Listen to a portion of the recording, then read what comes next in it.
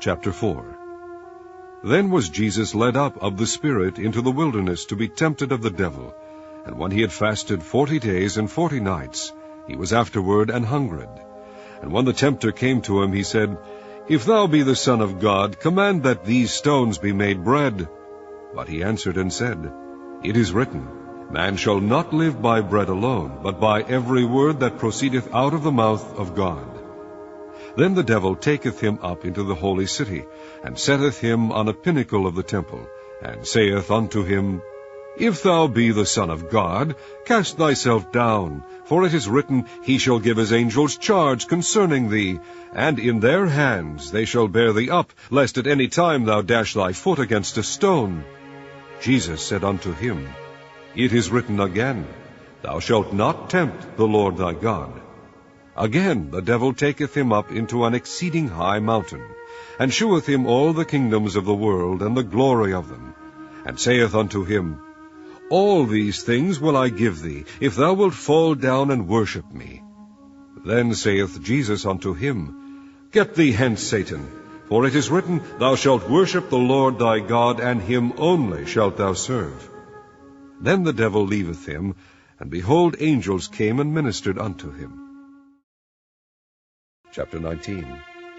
Then Pilate therefore took Jesus and scourged him. And the soldiers plaited a crown of thorns, and put it on his head, and they put on him a purple robe, and said, Hail, King of the Jews! And they smote him with their hands. Pilate therefore went forth again, and saith unto them, Behold, I bring him forth to you, that ye may know that I find no fault in him. Then came Jesus forth, wearing the crown of thorns and the purple robe. And Pilate saith unto them, Behold the man! When the chief priests therefore and officers saw him, they cried out, saying, Crucify him! Crucify him! Pilate saith unto them, Take ye him, and crucify him, for I find no fault in him. The Jews answered him, We have a law, and by our law he ought to die, because he made himself the Son of God. When Pilate therefore heard that saying, he was the more afraid, and went again into the judgment hall, and saith unto Jesus, Whence art thou? But Jesus gave him no answer. Then saith Pilate unto him, Speakest thou not unto me? Knowest thou not that I have power to crucify thee, and have power to release thee? Jesus answered, Thou couldest have no power at all against me, except it were given thee from above. Therefore he that delivered me unto thee hath the greater sin. And from thenceforth Pilate sought to release him, but the Jews cried out, saying, If thou let this man go, thou art not Caesar's friend. Whosoever maketh himself a king speaketh against Caesar. When Pilate therefore heard that saying, he brought Jesus forth, and sat down in the judgment seat, in a place that is called the Pavement, but in the Hebrew Gabbatha. And it was the preparation of the Passover, and about the 6th hour. And he saith unto the Jews, Behold your king! But they cried out, Away with him, crucify him! Pilate saith unto them, Shall I crucify your king? The chief priest answered, We have no king but Caesar. Then delivered he him therefore unto them to be crucified. And they took Jesus, and led him away. And he, bearing his cross, went forth into a place called the place of a skull, which is called in the Hebrew Golgotha, where they crucified him, and 2 other with him, on either side, one, and Jesus in the midst. And Pilate wrote a title, and put it on the cross, and the writing was, Jesus of Nazareth, the King of the Jews. This title then read many of the Jews, for the place where Jesus was crucified was nigh to the city, and it was written in Hebrew and Greek and Latin. Then said the chief priests of the Jews to Pilate, Write not, the King of the Jews, but that he said, I am the King of the Jews. Pilate answered, What I have written, I have written. Then the soldiers, when they had crucified Jesus, took his garments, and made 4 parts to every soldier a part, and also his coat.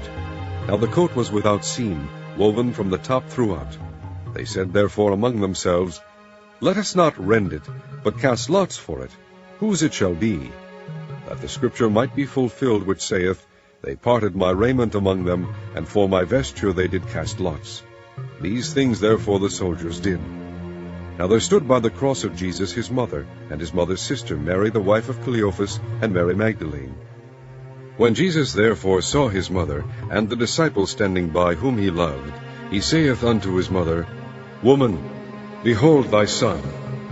Then saith he to the disciple, Behold thy mother. And from that hour that disciple took her unto his own home. After this Jesus, knowing that all things were now accomplished, that the scripture might be fulfilled, saith, I thirst. Now there was set a vessel full of vinegar, and they filled a sponge with vinegar, and put it upon hyssop, and put it to his mouth. When Jesus therefore had received the vinegar, he said, It is finished. And he bowed his head and gave up the ghost. The Jews therefore, because it was the preparation, that the body should not remain upon the cross on the Sabbath day, for that Sabbath day was an high day, besought Pilate that their legs might be broken, and that they might be taken away. Then came the soldiers, and brake the legs of the first, and of the other which was crucified with him. But when they came to Jesus, and saw that he was dead already, they brake not his legs. But one of the soldiers with a spear pierced his side, and forthwith came there out blood and water. And he that saw it bare record, and his record is true. And he knoweth that he saith true, that ye might believe. For these things were done, that the scripture should be fulfilled, A bone of him shall not be broken. And again another scripture saith, They shall look on him whom they pierced.